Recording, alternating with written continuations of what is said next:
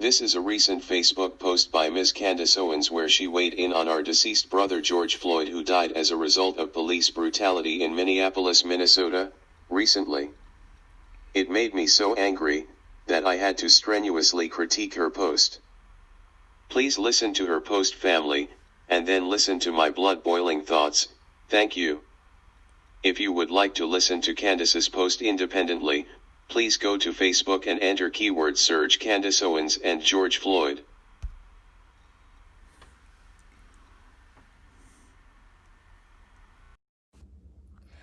Hello, Facebook family.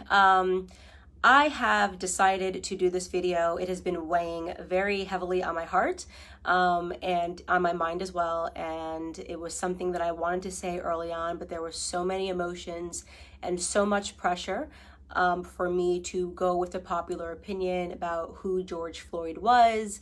And sometimes it can be difficult when there are just so many external pressures to say what you believe. And this was an instance where I felt like my silence would have been better in the beginning, but the more that I think about it, I realize that we are being sold a lot of lies, and at the detriment to the Black community, at the detriment to the white community, and at the detriment to America as a whole. So I want to come out and say that I do not support George Floyd and the media depiction of him as a martyr for Black America.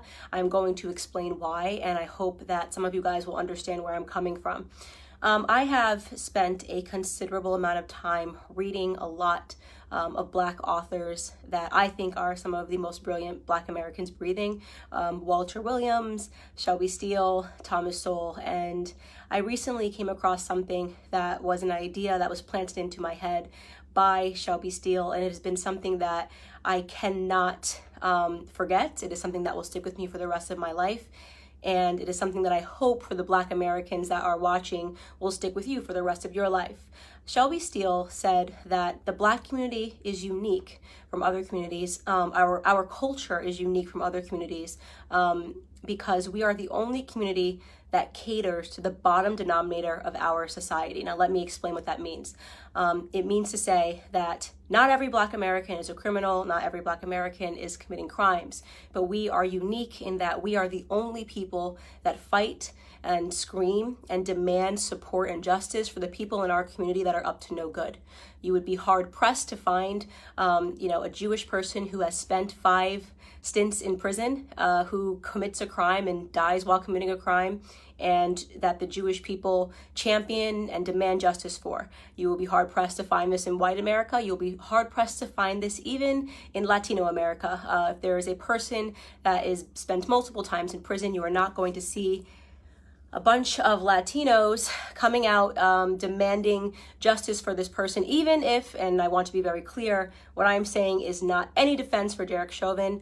I hope Derek Chauvin gets the justice that he deserves to be, implemented upon him, and that the family of George Floyd deserves justice for the way that he died. But I also am not going to accept the narrative that this is the best the Black community has to offer. For whatever reason, it has become fashionable over the last 5 or 6 years for us to turn criminals into heroes overnight. And it is something that I find to be despicable, and it is something that I refuse to stand by any longer, and I am not going to play a part in it, no matter how much pressure comes from Black liberals and Black conservatives as some token of people wanting you to believe that this is the only way you can be Black, is you have to say this was wrong and that this person was amazing. I won't do that. George Floyd was not an amazing person, and as soon as this video hit the internet, I did just basic searches. Everyone jumped on it and was looking at the police officer, and everyone agrees that the police officer was wrong, and the police officer has been arrested. So that is not the reason I'm not discussing that, is because that is not something that has been misconstrued in the media. He has been turned into the devil that he is, and there is no reason for us to harp on that any longer, because white Americans are not uplifting Derek Chauvin as a victim or pretending that he's an amazing human being. But George Floyd is being uplifted as an amazing human being. For those of you who have not yet seen the clips and did not pursue or wait for more clips to come out, first and foremost, George Floyd at the time of his arrest was high on fentanyl and he was high on methamphetamine. This came back in both of his autopsy reports.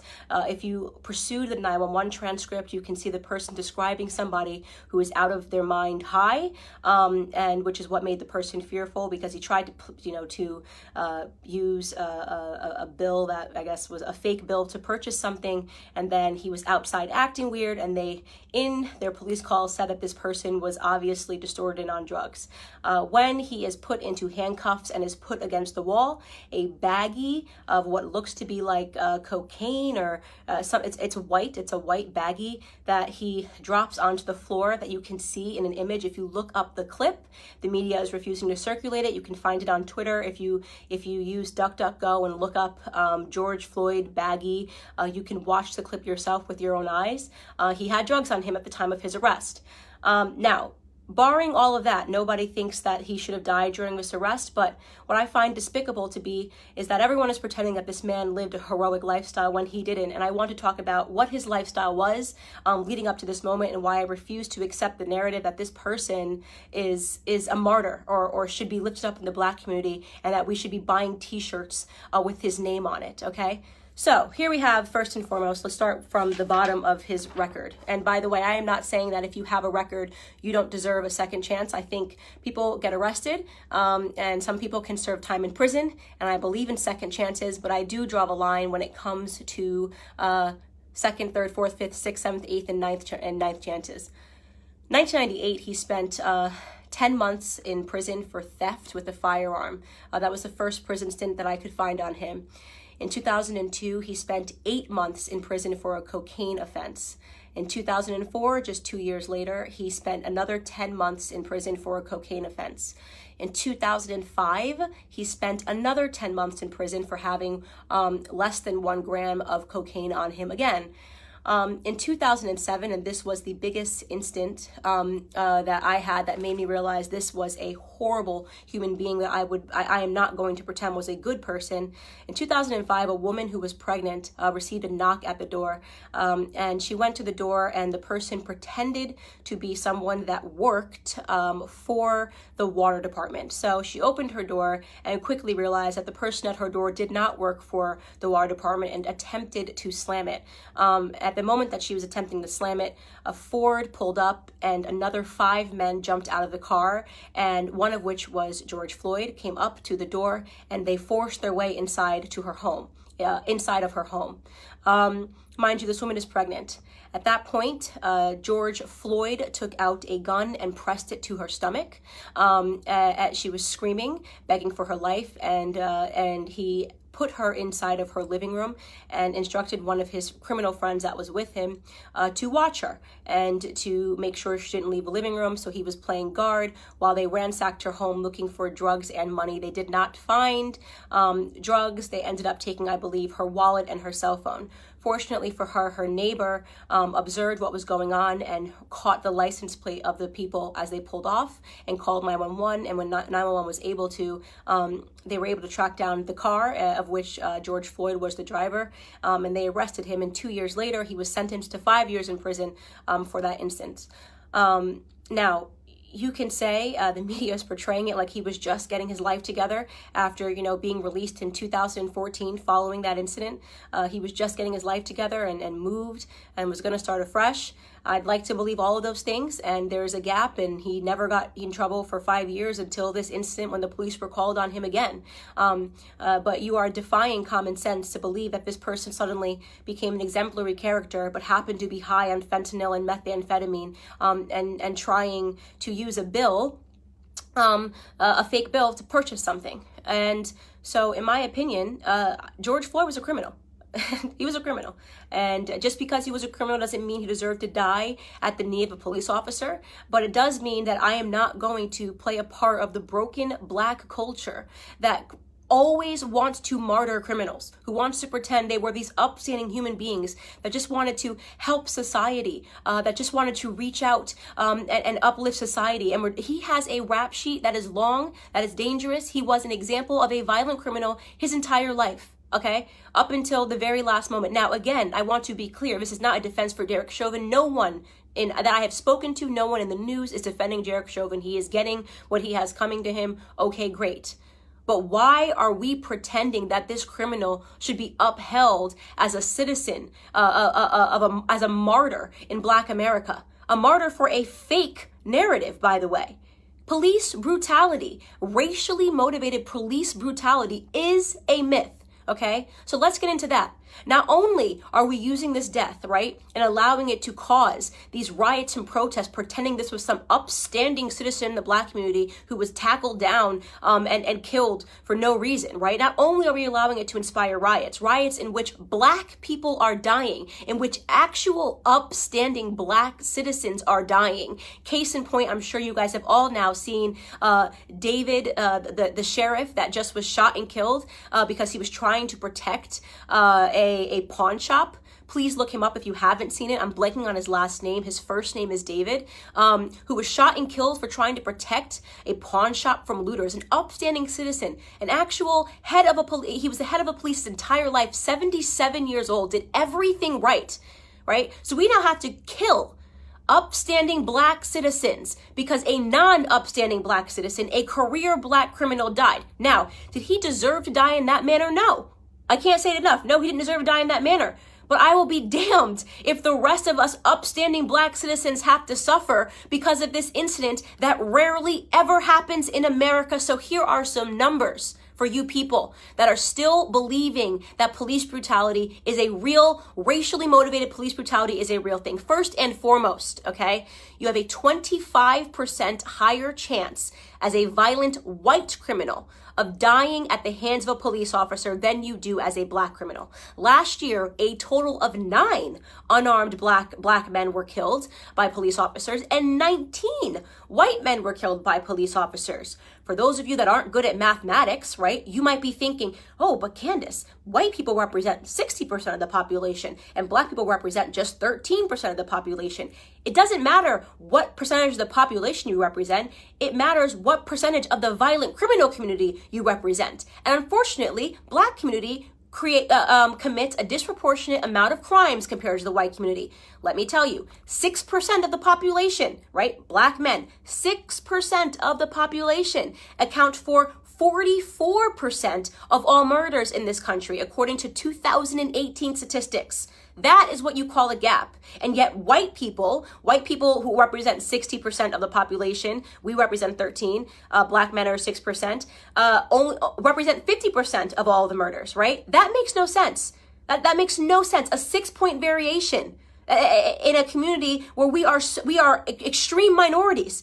We commit 50% of all violent offenses, evenly split, and we're only 13% of the population, okay? So we have a lot more encounters with police officers. And don't say the police officers are coming around because we're Black. I'm talking about violent criminals. I'm talking about murder, 44% of murders, okay? You want to talk about real statistics? The police officers have way more to be fearful of in the Black community than the other way around, okay? We commit, on average, a police officer is 18 and a half times more likely to be killed by a Black person than the other way around. Okay, so this entire narrative is complete smoke and mirrors. It's all made up. It's just election fodder. It's white versus Black because it's an election year, not because Black Americans are suffering at the hands of police officers more than white Americans. Do some police officers do the wrong thing? Yes. I don't think there's anybody in the world who has not encountered a police officer and thought this person is an absolute jerk who is power tripping, whether you are Black or white. We know they exist. And we know they're always going to exist, by the way, because they're human beings. And sometimes human beings suck. In fact, if you want to attack a community for accidental slayings or brutality, did you know that doctors accidentally kill 250,000 people every year because of mistakes? Did you know that there's been doctors that have been arrested for being serial killers that just were killing people because they wanted to? Do we protest and boycott doctors? Do we assume all doctors are horrible human beings because some doctors are? Or do we realize that society is not perfectible? People suck in every profession. It is no excuse to paint society with a broad brush. It is certainly no excuse to accept a Democrat narrative, okay, that black people are being disproportionately hunted down by police officers because of the color of their skin. You want to know the best way to avoid not being brutalized by a police officer is to limit the amount of encounters you need to have with them, especially when it comes to violent crimes. Okay? I am not going to stand for this continual bottom-feeding narrative of us martyring people that have had 5, 6, 7 stints in prison and then pretending they were upstanding heroes to our community. It's bullshit. It's bullshit. Excuse my language. It's absolute bullshit. And I'm tired of it. I'm tired of having to play pretend. I'm tired of sitting here and being called a coon or an Uncle Tom because I won't play this bottom-feeding game with you. If you want to hang up posters of criminals on your wall and talk about them as your martyrs, do it. Do it. You can do it. Kobe Bryant was my idol, okay? I'll keep a photo of Kobe Bryant. You can keep one of George Floyd and pretend he was an upstanding human being that just once or twice put a gun across a pregnant woman's belly. Could you imagine that woman right now? That black woman, by the way, right? Watching everybody pretend this person was an upstanding human being who just at the age of 42 and 5 prison stints was going to get his life together. I mean, it's embarrassing. We are embarrassing in that regard, right? This is why we have a cycle and a toxic culture, because nobody wants to tell the truth in Black America.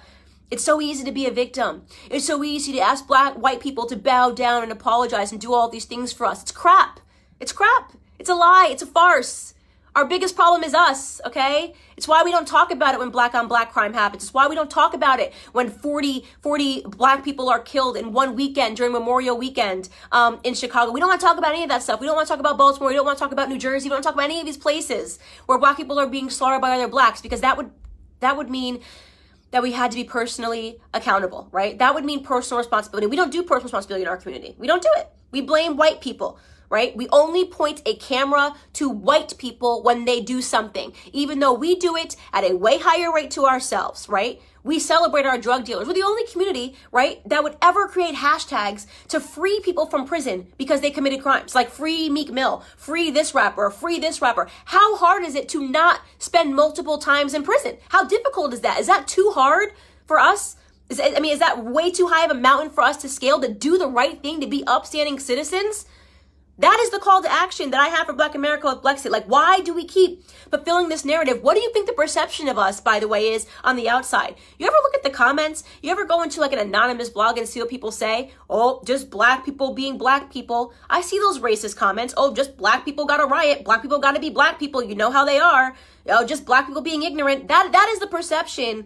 When people get to be anonymous and talk about us, that's what they think about us, right? They think that we are the kind of people that will forever uphold criminals as the martyrs of our society, that we will never take account for the things that we do wrong, right? That we don't have it within us to educate ourselves to get ahead. And that for those of us that actually do it, well, we get called coons, right? You got Condoleezza Rice, she's a coon. Larry Elder, he's a coon. Dr. Ben Carson, brain surgeon, first ever to perform the surgery of splitting twins that are connected by the head. He's a coon, right? What a loser he is. What a stupid guy he is. Kanye West says he's not going to be told to do it because of the color of his skin. He's a coon. He's lost. He's in the sunken place. The sunken place. That's where we all are, right? Because we demand more and we will get more out of this society, because we're going to get ahead, right? That's what's going to happen. We're going to get ahead. Black conservatives get ahead because we don't subscribe to this narrative. Because you're not going to catch me outside trying to grab a TV pretending that it's because a martyr named George Floyd got killed. Okay? I'm a big believer that no matter what color you are, you do stupid things, you win stupid prizes. Okay? We have to do better. We have to teach our kids better, or we're not going to get ahead, right?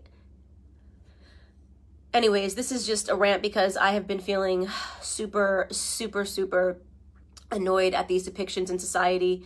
I have no apologies here to make. George Floyd is not my martyr. He can be yours. That's all I have to say to Black America. Welcome to Jamerican Network. Please click the buttons below to like, share, and subscribe to our fun and educational network. Jamerican Network. Don't forget to hit the notification bell for notification of more awesome content. Candace. Oh my, Where do I begin? It takes all kinds, doesn't it? But lady, you need black love. If you had that, you wouldn't want to see a one black man even hurt, much less killed. One of you young black men, please handle this for me, please. It's your civic duty. She ain't that bad looking, come on, it shouldn't be that much of a chore. Now that that is out of the way, let's break this down. Every day I tell myself just ignore Paul, y'all pull me back in. Damn. Candace. 1. You are pretty young, so I forgive you. You just haven't done enough living yet. That's all. 2. Who said George Floyd was a model citizen and a martyr for America or Black America? You said that. It's not so much about George Floyd as it is about the larger issue of black oppression in America. Sandra Bland, Amadou Diallo, Abner Louima, Tamir Rice, and Botham Jean were all stand-up citizens. Botham Jean was exceptional. 3. Shelby Steele, right-wing author, is indeed right when he says the black community is unique from that of any other community. 4. Where he's wrong is in saying that the black community caters to the wrongdoers among us. We are sympathetic toward them. 5. We are sympathetic to our wrongdoers, not because we believe that wrongdoing is okay, but because we take it in the larger context of the American social order, the life chances offered to especially black men, and the punishing and unforgiving landscape that he traverses every day. 6. Black Americans fight and scream and demand justice for the people in our communities that are up to no good. It's because unlike other communities who take for granted that their wrongdoers will be given justice as a given, we in the black community are not so sure ours will receive justice. And even they deserve justice under the law. 7.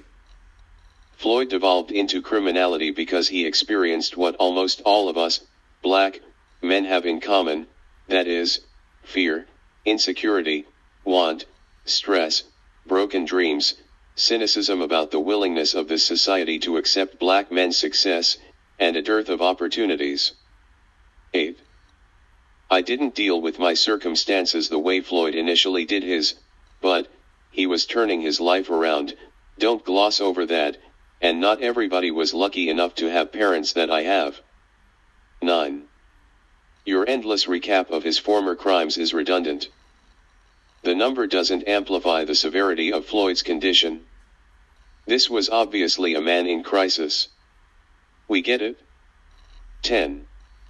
No matter what he did, in this case passing a damn fake $20 bill, he shouldn't have to endure being choked to death. 11. Do you know the name Dylann Roof? He murdered 9 American citizens, including a state senator, and maimed 1. He was first driven to Burger King and given a burger because he said he was hungry, then calmly driven to jail. What's wrong with that picture, young Candace? Where's your outrage? 12. Police officers are now judge, jury, and executioner? Is that our society? 13. A Jewish person who commits a first offense is more so likely than the black man to find a nurturing, forgiving, and supportive environment outside of prison. His risk of recidivism is therefore greatly reduced in comparison to Floyd. False comparison, young Candace. 14. You gratuitously chronicle his drug abuse as if to say, he deserved what happened to him. 2 things. Obviously, he was in a state of either depression, sadness, dissatisfaction, or despair. Some people cope by exercising, others, like me, write, others seek out a shrink, while yet others escape through alcohol or drugs. It entitles no one to kill him. If the penalty for drug abuse in America was death, a full 1/3 of the American population would be dead. That would include an overwhelming amount of white people too, many of whom belong to the so-called chosen classes. Meth and opioid addiction is not a black problem. 15. Racially motivated police brutality in America is a myth? Really now? Not even you believe that? Can I say dishonest? 16. Upstanding black citizens are killed in these uprisings and protests you see in the cities of America. This is war, lady, and in war, there are unintended losses. That is why the black community has been so long suffering all these years. Hopefully, this will be the catalyst for change such that this never has to happen again. 17. Now with your statistics that have no proportionality controls. All ridiculous. You can never ever look at raw numbers devoid of proportionality controls. You didn't study statistics in college. 18. Is it a Democrat, disrespect to the true name which is democratic, narrative that black people are being disproportionately hunted down by police officers because of the color of their skin? Since when has it become a quote Democrat narrative? I thought that was called reality in America. 19. Doctors who kill people serially for one reason or another, what a weak comparison. Because doctors have to deal with societal oppression, right? Those poor oppressed doctors. Little girl. 20. Chicago, Baltimore, Detroit, and all the black cities reeling from unfortunate pathologies are less a reflection on them than it is the American social order. There are many black towns all over Africa and the diaspora that have greater black populations but are devoid of the problems. You have to also look at the larger society. 21. Little girl, hurry up and find a black man to blow breath in your face. You need it badly. Kobe Bryant was married and is now dead. You can't and couldn't have him, but there are plenty more black men running around. You are not a bad-looking female. Go avail yourself with one. Black lives matter, and for you, black dick matters more. Conclusion. You dimwit yahoos on here who are impressed by this little child are showing up the deficiencies in the American educational system. Thank you YouTube audience and subscribers for enjoying another episode from the Jamerican Network. I, Paul Hay, certainly appreciate your interest and support.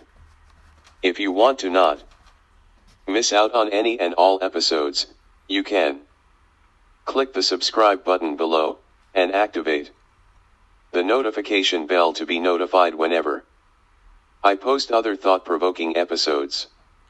Once again, thank you and blessings. Oh, please share also